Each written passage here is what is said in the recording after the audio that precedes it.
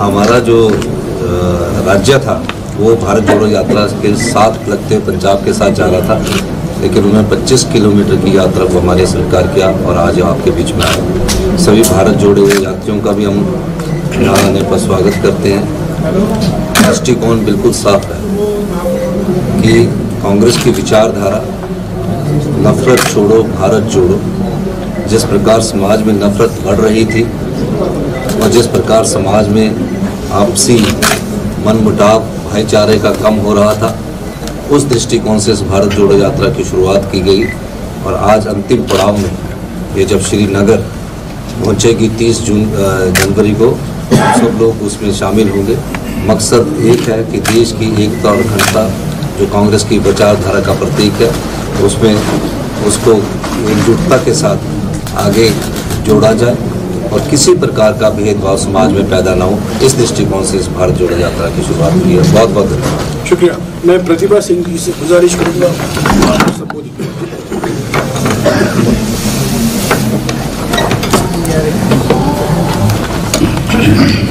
हम लोग आभारी है श्री राहुल गांधी जी के, जिन्होंने हमारा निमंत्रण स्वीकार किया और इस भारत जोड़ो की जो यात्रा चल रही थी उसमें हिमाचल प्रदेश को भी शामिल होने का मौका दिया। उसके लिए हम उनके बहुत बहुत आभारी है।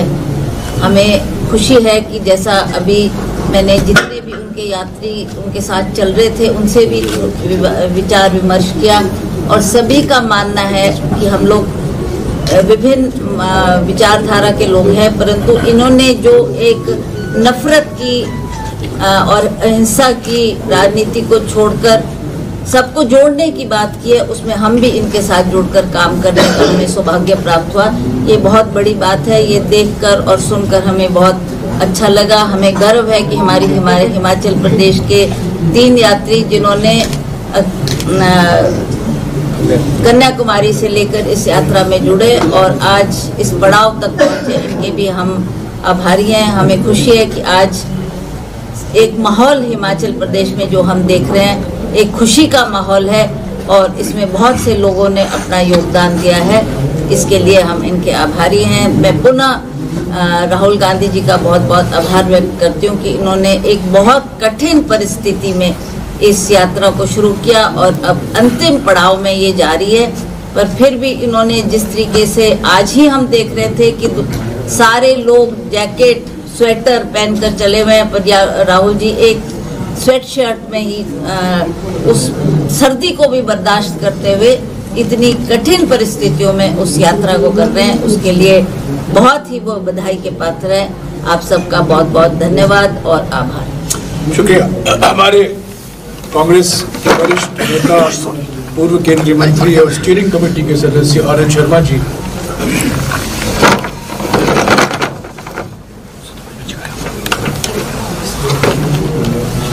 नमस्कार। मुझसे पूर्व हमारे अखिल भारतीय कांग्रेस कमेटी के महामंत्री और जो कम्युनिकेशन के इंचार्ज हैं हमारे साथी जयराम रमेश जी, ठाकुर सुखविंदर सिंह सुक्खू जी जो मुख्यमंत्री हैं, प्रतिभा सिंह जी जो पीसीसी अध्यक्षा हैं, राजीव शुक्ला जी यहाँ हैं प्रभारी, जो विचार व्यक्त किए हैं, ये बहुत हर्ष की बात है हिमाचल वासियों के लिए कि भारत जोड़ो यात्रा राहुल गांधी जी के नेतृत्व में यहाँ आई और इसका पूरे जोश के साथ केवल कांगड़ा के इंदौरा के नहीं पूरे हिमाचल से जो हमारे चुने हुए प्रतिनिधि और बाकी साथी हैं उन्होंने स्वागत किया। इस यात्रा से एक संदेश गया है। ये संदेश उसी विचारधारा, उसी सिद्धांत सोच को लेकर चला है जो राष्ट्रीय आंदोलन की थी। भारत को एक करके, भारत के लोगों को संगठित करके जो हमने एक बड़ा आंदोलन लड़ा था, महात्मा गांधी, पंडित नेहरू, मौलाना आज़ाद, सरदार पटेल के नेतृत्व में हिंदुस्तान की आज़ादी का। आज ये ज़रूरी था कि कांग्रेस की एक अपनी विचारधारा और सोच जो समावेशी है, जो धर्मनिरपेक्ष है, जो इस देश के अंदर तमाम लोगों अपनी भारत की विविधता को स्वीकार करते हुए, हम बहुधर्मी बहुभाषी देश हैं, इसमें पूरे समाज के अंदर एकता, देश की एकता बड़ी ज़रूरी है। इस देश में कोई ऐसी लकीरें ना हो जिससे सामाजिक एकता कमज़ोर हो। कांग्रेस की ये सोच है कि हमारे देश की अंदरूनी एकता मजबूत होगी, हिंदुस्तान मजबूत होगा। उसको स्मरण करते हुए और संविधान निर्माताओं का नमन करते हुए आज संविधान की भी रक्षा के लिए देश के हर नागरिक के अधिकार को पहचानते हुए, सम्मान करते हुए एक संदेश गया है जो ज़रूरी था। और कश्मीर से कन्याकुमारी तक ये एक ऐतिहासिक यात्रा है जिसमें लाखों लाखों लोग जुड़े हैं, स्वयं लोग जुड़े हैं, कांग्रेस के तमाम साथी जुड़े हैं जिन राज्यों से यात्रा गई है। पर संदेश देश और दुनिया के अंदर है कि ये यात्रा चली है एक पैगाम लेकर, और देवभूमि ने एक अपना पैगाम इसी यात्रा के दौरान दिया है। हिमाचल ने जो कांग्रेस की विजय हुई है और हमारे एक कांग्रेस के कार्यकर्ता साधारण परिवार से संघर्ष करते हुए उठ के आए, वो मुख्यमंत्री बने। हमारे तमाम मंत्री और विधायक लोग यहाँ पे मौजूद हैं कि देवभूमि यात्रा का स्वीकार करती है और इसमें शामिल भी है। धन्यवाद। शुक्रिया। मैं राजीव शुक्ला जी जो हमारे प्रभारी हैं।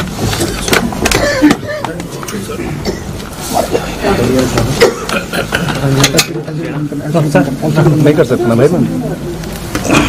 जयराम रमेश जी, सुक्खू जी, प्रतिभा जी, आनंद शर्मा जी, मुकेश अग्निहोत्री जी, भाई और बहनों, मुकेश जी का मैं नाम लिख मैं पहले तो ये कहना चाहता हूँ कि जो हिमाचल में जीत हुई उसमें एक अहम योगदान भारत जोड़ो यात्रा का। भले उस समय भारत जोड़ो यात्रा नहीं आई थी यहाँ पे, लेकिन मैं देख रहा था कि चुनाव प्रचार के दौरान लोगों के बीच में भारत जोड़ो यात्रा का बहुत प्रभाव था जनता में, और उसका जो संदेश हर गांव हर घर में पहुंचा हुआ। तो एक अहम रोल जो है भारत जोड़ो यात्रा का हिमाचल की जीत में है, और इसलिए मैं भारत जोड़ो यात्रा के जो भी यात्री हैं, जो भी आयोजक, उन सबको, राहुल जी को खासतौर से इस बात के लिए बधाई देना चाहता हूँ कि हिमाचल की जीत में उनका बहुत बड़ा योगदान इस तरह से।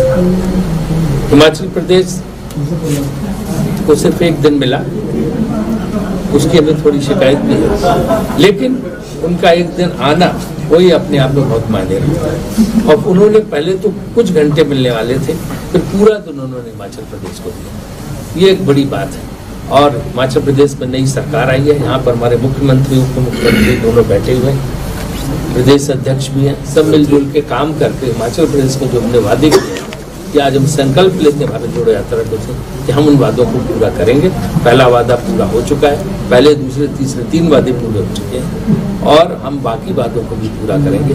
यही हमारा आज का संकल्प है। राहुल जी क्या मुकेश अग्निहोत्री। आदरणीय श्री राहुल गांधी जी की भारत जोड़ो यात्रा आज हिमाचल प्रदेश में प्रवेश हुई है, और देवभूमि के लोगों ने, पहाड़ के लोगों ने खुले दिल से इस यात्रा का आज स्वागत किया है। जगह जगह भव्य स्वागत हो रहा है।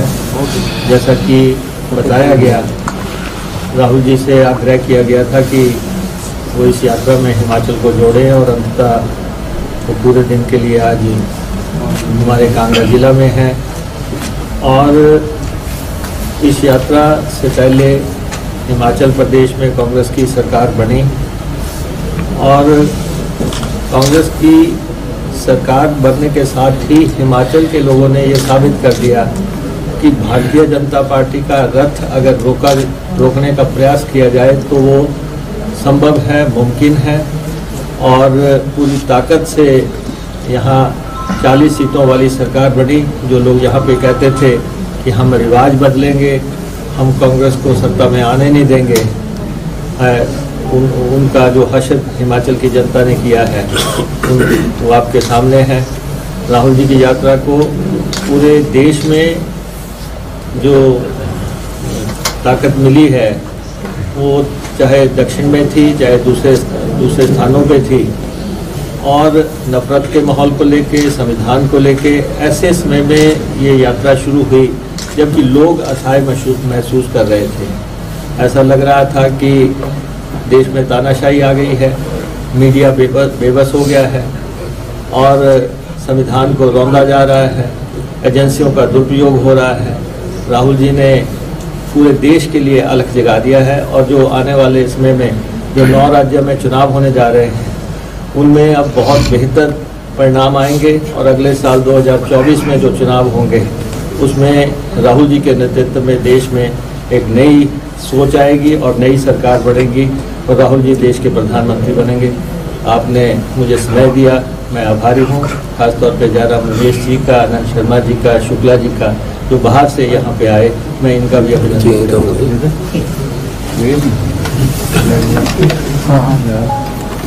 साथियों, 7 सितंबर को भारत जोड़ो यात्रा की शुरुआत कन्याकुमारी से हुई। अभी जब हमने शुरू किया था, ये अनुमान लगाया गया था कि करीब 3,570 किलोमीटर लंबा भारत जोड़ो यात्री होगा। उसकी तुलना में अब तक हमने कुछ 3350 किलोमीटर पूरे किए हैं। 150 से 200 किलोमीटर और अभी पूरा करना है हमें जम्मू में और कश्मीर में। हिमाचल प्रदेश 12वां राज्य है जहां भारत जोड़ो यात्रा निकाला गया है और तमिलनाडु से लेकर अगर आप देखें, तमिलनाडु, केरला, कर्नाटका, आंध्रा, तेलंगाना, महाराष्ट्र, मध्य प्रदेश, राजस्थान, हरियाणा, दिल्ली, पंजाब और अब हिमाचल प्रदेश आए। यूपी, उत्तर प्रदेश में 3 दिन रहे और उसके बाद हम वापस हरियाणा में गए, हरियाणा से पंजाब, पंजाब से अभी यहाँ आज हिमाचल प्रदेश आए हैं और यहाँ से जम्मू और कश्मीर अब जाएंगे और कल से, जैसा कि मैंने कहा, कल शाम से हम जम्मू और कश्मीर में रहेंगे। बार बार जहाँ रैलियाँ होती हैं, जहाँ नुक्कड़ सभाएं होती हैं और आज शाम को भी नुक्कड़ सभा होगी हिमाचल प्रदेश में, तो राहुल जी का संदेशा यही रहा है कि भारत जोड़ो यात्रा और चुनाव के बीच में कुछ लेना देना नहीं है। ये चुनाव जीतो यात्रा नहीं है, ये चुनाव जीतो यात्रा नहीं है, ये विचारधारा के लिए यात्रा है। ये आरएसएस की विचारधारा को मुकाबला करने में हमारे लिए एक बहुत विशेष महत्व रखता है और खास तौर से 3 मुद्दे बार बार राहुल जी उठा रहे हैं भारत जोड़ो यात्रा के दौरान। आर्थिक विषमताएं बढ़ रही हैं मोदी सरकार की नीतियों के कारण, सामाजिक ध्रुवीकरण बढ़ रहा है मोदी सरकार की नीयत और आरएसएस बीजेपी की रणनीति के कारण, और राजनीतिक तानाशाही हकीकत बन गई। इसका एक नतीजा ये है कि संविधान, जैसा कि आनंद शर्मा जी ने कहा, संविधान का पूरा नजरअंदाज किया जा रहा है और संवैधानिक संस्थाओं पर हमला किया जा रहा है, कमजोर किया जा रहा है। तो ये 3 बड़े मुद्दे हैं विचारधारा से जो जुड़े हुए हैं। आर्थिक विषमताएं जो बढ़ रही हैं, सामाजिक ध्रुवीकरण, इसको प्रोत्साहन दिया जा रहा है, और राजनीतिक तानाशाही जो अभी एक हकीकत बन गई है। इसका नतीजा आप देख रहे हैं, संविधान का नजरअंदाज, संवैधानिक संस्थाओं पर एक आक्रमण, भयंकर हमला जो अभी निकाला गया है मंत्रियों से। संवैधानिक पद जो पर बैठे हुए हैं, एक संवैधानिक संस्था दूसरे संवैधानिक संस्था पर आक्रमण कर रही है, कभी पहले हमारे देश में नहीं हुआ। तो ये सब मुद्दे राहुल जी उठा रहे हैं बार बार अपने भाषणों में, पर ये भी कहते हैं, और मैं इसको दोहराना चाहता हूँ, ये भी कहते हैं कि भारत जोड़ो यात्रा मन की बात की यात्रा नहीं है, ये जनता की चिंता जो है, किसान, खेत मजदूर, श्रमिक, महिला, दलित, आदिवासी, समाज के हर वर्ग से मुलाकात होती है राहुल जी की और बातचीत होती है, चलते चलते बात होती है, कभी कभी बैठे बैठे बात होती है दोपहर को, और समाज के हर वर्ग को मिलने की कोशिश की जाती है और राहुल जी सुनते हैं, बातचीत होती है, कॉन्वर्सेशन और वार्तालाप होता है। पर उनका ये मानना है, और मैं कहना चाहता हूँ, इसको मैं दोहराना चाहता हूँ, उनका ये कहना है कि मैं यहाँ नहीं आया हूँ आपको कहने के लिए कि मेरे पास सारे समस्याओं का सारे चुनौतियों का हल मेरे ही पास है। हम एक होकर, एकजुट होकर हम काम करेंगे तो हम आगे बढ़ पाएंगे। इसीलिए जो नारे भी निकाले जाते हैं भारत जोड़ो यात्रा में, नफरत छोड़ो, भारत जोड़ो, उन्होंने कहा एक भाषण में और आज भी कहेंगे, मैं उम्मीद रखता हूँ कि नफरत की बाजार में मैं मोहब्बत का दुकान खोल रहा हूँ। वो पहली बार जब बोले उन्होंने कहा नफरत के बाजार में मोहब्बत की दुकान। दूसरी बार जब बोले उन्होंने कहा नफरत की बाजार में मोहब्बत का मॉल खोलने वाला, क्योंकि एक दुकान से नफरत की बाजार के लिए पर्याप्त होगा। तो यही विचार को लेकर भारत जोड़ो यात्रा अभी आगे चल रही है। जम्मू में रहेंगे, कश्मीर में रहेंगे, वहाँ विशेष चुनौतियाँ हैं, उसका हम जरूर सामना करेंगे और 30 तारीख को भारत जोड़ो यात्रा समाप्त होगा। इस बीच में 26 जनवरी से लेकर 26 मार्च तक 2 महीने के लिए कांग्रेस पार्टी ने हाथ से हाथ जोड़ो अभियान की घोषणा की। हाथ से हाथ जोड़ो अभियान के दौरान कांग्रेस के कार्यकर्ता, कांग्रेस संगठन हमारे देश के करीब 2.5 लाख ग्राम पंचायतों में, हमारे देश के करीब 6 लाख गांव में और हमारे देश के करीब 10 लाख मतदान केंद्रों भारत जोड़ो यात्रा का संदेशा पहुंचाने का प्रयास करेगा। राहुल जी की ओर से एक खत प्रकाशित किया गया है, वो सभी घरों में बांटा जाएगा कार्यकर्ताओं के द्वारा। एक चार्जशीट तैयार की गई है मोदी सरकार की विफलताओं के बारे में, वो भी हर घर पहुंचाया जाएगा।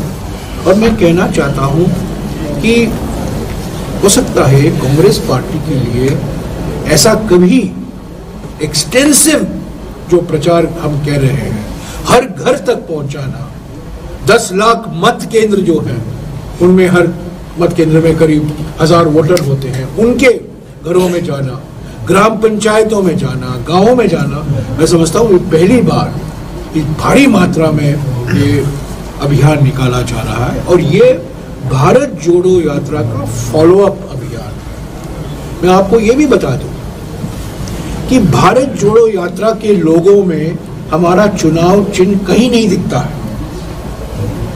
भारत जोड़ो यात्रा का आपने लोगो देखा होगा, चुनाव चिन्ह नहीं है, पर हाथ से हाथ जोड़ो अभियान में चुनाव चिन्ह है। यह फर्क है। भारत जोड़ो यात्रा विचारधारा के आधार पर निकाला गया, हाथ से हाथ जोड़ो अभियान राजनीति और चुनावी राजनीति के संदर्भ में निकाला जा रहा है। तो ये दोनों को हमें एक साथ देखना होगा, क्योंकि बार बार सवाल उठता है चुनाव पर इसका क्या असर होगा, चुनाव के लिए क्या करेंगे। तो 26 जनवरी से लेकर 26 मार्च तक सभी राज्यों में हाथ से हाथ जोड़ो अभियान जो चुनावी अभियान है वो निकाला जाएगा। तो मैं आपसे अगर आपके पास एक एक करके 24 तारीख को राहुल जी जम्मू में अपने 12वां प्रेस कॉन्फ्रेंस करेंगे और कुछ लोग जो कल नहीं सवाल उठा पाए होशियारपुर में, वो अगर जम्मू में है, मैंने जैसा कि मैंने कहा उनको आपको भी मौका मिल जाएगा। 24 जनवरी को जम्मू में और मैं समझता हूँ 30 तारीख को श्रीनगर में होगा। वो अभी तय नहीं हुआ है, पर हो सकता है 30 को ही श्रीनगर में अंतिम उनका प्रेस कॉन्फ्रेंस होगा। Sir one by one. लेकिन आप ही की पार्टी के नेता है दीपिका, उन्होंने इस्तीफा दे दिया है। आप मैं इसके बारे में कुछ नहीं कहूंगा, जब जम्मू में जाऊंगा तब मैं कहूंगा। वो नेता नहीं है, पहले बता दूं, हर एक को नेता कहना यह गलत है। जयराम जी, ओपीएस भारत जोड़ो यात्रा जो है जम्मू कश्मीर में कल प्रवेश करेगी, वहाँ सुरक्षा की दृष्टि से हालात अलग है। ऐसा कहा जा रहा है कि पैदल अनुमति नहीं दी जाएगी कश्मीर जाने की। अगर नहीं दी जाती है तो क्या बाइक हम पैदल जाएंगे। जम्मू में भारत जोड़ो पद यात्रा होगा, श्रीनगर में भी पद यात्रा होगा, कश्मीर में भी पद यात्रा होगा। कितना 20 किलोमीटर होगा या 10 किलोमीटर होगा, मैं अभी नहीं कह सकता हूँ, क्योंकि बातचीत चल रही है। सुरक्षा के दृष्टिकोण से बातचीत चल रही है। हम सुरक्षा के मामले में कोई कॉम्प्रोमाइज नहीं कर सकते, तो ये भी एक स्पेशल रिक्वायरमेंट है। खासतौर से पंजाब में भी यही रिक्वायरमेंट था, यही हमें सिफारिश मिली थी पुलिस की ओर से। तो हमने कई परिवर्तन लाए भारत जोड़ो यात्रा में। आपने देखा होगा भारत जोड़ो यात्रा में जो आगे टोली जाती है राहुल जी के सामने, वो 2 लाइन की टोली हुई ताकि सुरक्षा बल जो थे उनको आसान हो सके सुरक्षा प्रदान करने के लिए। तो जम्मू और कश्मीर में भी बातचीत चल रही है और मैं समझता हूँ हर एक राज्य में हम रोज 24-25 किलोमीटर चलते हैं। हो सकता है जम्मू में हम 18-20 किलोमीटर चलेंगे, हो सकता है कश्मीर में हम 15 से 20 किलोमीटर चलेंगे, अभी नहीं कह सकता हूँ, पर पद यात्रा जम्मू में जरूर होगी और कश्मीर में भी जरूर होगी। प्रधानमंत्री नरेंद्र मोदी ने बीजेपी एग्जीक्यूटिव मीट में एक निर्देश दिया है बीजेपी वर्कर्स को कि आप सभी समाज के वर्गों को रीच आउट करें, खासतौर पे जो पसमंदा मुसलमान है, बोरा मुसलमान है। यू थिंक ये इम्पैक्ट भारत जोड़ो का है या यू थिंक कंसीडरिंग 2024? ये भारत जोड़ो यात्रा का असर हमें देखने को मिल रहा है। मोहन भागवत जी अभी आप देखिए किन किन लोगों से मिल रहे हैं। नितिन गडकरी आर्थिक विषमताओं के बारे में बोल रहे हैं। वीएचपी के कई नेताओं ने कहा है कि भारत जोड़ो यात्रा की भावना से हम सहमत हैं। अभी रोड शो निकालते हैं प्रधानमंत्री, हालांकि उनकी रोड शो गाड़ी पर रोड शो था और मुश्किल से 2.5 घंटे या 3 घंटे का रोड शो था और वो भी राजधानी में रोड शो था। तो भारत जोड़ो यात्रा से बीजेपी घबराई हुई है, बौखलाई हुई है, परेशानी में है। हर एक राज्य में जो हम बीजेपी शासित राज्य थे, कर्नाटका, महाराष्ट्र, हरियाणा, ऐसे राज्यों में कई बाधाएं हमारे सामने आई, कई परेशानी की सामना हमें करना पड़ा जो प्रशासन की ओर से डाला गया। फिर भी भारत जोड़ो यात्रा में भाग लेने के लिए भारी मात्रा में जनता सड़क पर आई, सुबह और शाम को भी। और मैं समझता हूँ ये एक बिल्कुल प्रभावशाली पैगाम है बीजेपी को कि भारत जोड़ो यात्रा का संदेशा लोग पहचान गए हैं और लोगों में अभी गूंज रहा है। सर ओपीएस को लेकर सर मेरा सवाल है, मुख्यमंत्री से सवाल है सर, भारत जोड़ो यात्रा हिमाचल में प्रवेश की तो इसके ठीक पहले हिमाचल से रिश्ता रखने वाले जेपी नड्डा जी का 1.5 साल का कार्यकाल बढ़ा दिया गया। रिवाज तो आप लोगों ने नहीं बदलने दिया, क्या सेंटिमेंट का प्रभाव पड़ेगा? लोकसभा 2024 के लिहाज से 4 में से भी एक है वो भी बाई इलेक्शन का, तो ये चीजें नड्डा जी हिमाचल के इलेक्शंस, नड्डा जी हिमाचल के इलेक्शंस के समय राष्ट्रीय अध्यक्ष थे। अब तो एक्सटेंशन मिली है ना, हो गया। उस समय विधानसभा चुनाव हो रहा था। 68 विधानसभा में नड्डा जी ने पूरे हिंदुस्तान के केंद्रीय मंत्रियों की ड्यूटी लगाई थी। उनकी जो अपनी पार्लियामेंट है, हमीरपुर पार्लियामेंट, वहाँ से एक और मंत्री अनुराग ठाकुर जी थे। 17 में से 12 सीटें कांग्रेस पार्टी ने वहाँ से जीती है। राष्ट्रीय अध्यक्ष है, मान है उनका कि वो राष्ट्रीय पार्टी के अध्यक्ष हैं, लेकिन राजनीतिक दृष्टिकोण से हिमाचल प्रदेश में हमने जेपी नड्डा जी के राज्य में कांग्रेस पार्टी ने चुनाव जीता है। और ऐसे राज्य में चुनाव जीता है जहां जिस विचारधारा को लेकर वो बड़ा गुणगान करते हैं, 97% हिंदू राज्य है हिमाचल प्रदेश। जिस विचारधारा का वो प्रतिनिधित्व करते हैं कि हम सबसे बड़े हिंदू हैं, 97% हिंदू राज्य में जेपी नड्डा, अनुराग ठाकुर, उन सबको उनकी विचारधारा को कांग्रेस की विचारधारा ने मात दी है, क्योंकि कांग्रेस की विचारधारा की नफरत छोड़ो भारत जोड़ो यात्रा से की विचारधारा से निकली हुई कांग्रेस की विचारधारा है। धन्यवाद। जयराम रमेश जी, आप क्या बोल रहे हैं? Somebody was not asked. Sir, we'll come back to you. We'll come back to you. Let somebody was sir not asked. OPS scheme को लेके लगातार बीजेपी इस पे अटैक कर रही है। I am Gurpreet from times of sir, I am here sir. So OPS को लेके लगातार बीजेपी अटैक कर रही है। वो ये कह रहे हैं कि कहीं ना कहीं जो कांग्रेस है इसको राजनीतिक लेवल पे ले रही है, जबकि स्टेट पे बहुत बड़ा ऊपर बार पड़ता है। तो कैसे देखते हैं इसको? जो बहुत अच्छी बात आप ही बीजेपी कहती है कि बहुत बड़ा भार पड़ता है। 75,000 करोड़ रुपए का कर्ज छोड़ के गए हैं। 5,500 करोड़ का कर्ज जो हमारे सरकारी कर्मचारी हैं उनकी पेंशन का छोड़ के गए हैं। 4,500 का कर्ज जो कर्मचारी हिमाचल प्रदेश में कार्यरत है उनका एरियर छोड़ के गए हैं। डीए की किस्त 920 करोड़ रुपए की हमारे को छोड़ के गए 11,000 करोड़ का। चुनावों से पहले भारतीय जनता पार्टी के राष्ट्रीय अध्यक्ष हमारे जो पूर्व मुख्यमंत्री जयराम ठाकुर जी 4.5 तक संस्थाएं नहीं खोली, 920 संस्थाएं ऐसी खोली जो वाटर कैरियर के सारे स्कूल चल रहे थे, कंपाउंडर के सारे सीएससी चल रही थी और चुनाव जीतने के लिए 4.5 साल बाद। लेकिन लोगों ने उनको सबक सिखाया और ये कहा कि आप लोग झूठ बोलते हैं। और जहां तक ओपीएस की बात है, ओपीएस देना कोई राजनीतिक लाभ के लिए नहीं दे रहे हम, कोई पैसे के लिए नहीं दे रहे हम। ओपीएस देना हमारी सामाजिक सुरक्षा को बढ़ावा देना है कि हिमाचल प्रदेश में कल को जब वो बुढ़ापे के जीवन में प्रवेश करे तो उनको ये एश्योरेंस हो कि एक अश्योर्ड इनकम हर महीने उसको मिलेगी। हमारा मकसद सामाजिक वेलफेयर स्टेट का निर्माण करना है। उस दृष्टिकोण से पहले हमने पैसे का इंतजाम किया और उसके बाद ओपीएस लागू की। कांग्रेस पार्टी ने 10 गारंटी योजनाएं दी है, आप थोड़ा इंतजार कीजिए, 5 साल के लिए जनता ने मैंडेट दिया है। 3-4 साल में सब गारंटी योजनाओं को पूरा करेंगे। और जो इन्होंने हिमाचल प्रदेश के प्रत्येक नागरिक पर 1,20,000 रुपए का कर्ज चढ़ा रखा है 75 लाख की पॉपुलेशन में, उस कर्ज को भी हम कम करने की दिशा में आगे बढ़ रहे हैं। हम सत्ता के लिए नहीं आए हैं, हम व्यवस्था परिवर्तन के लिए आए हैं।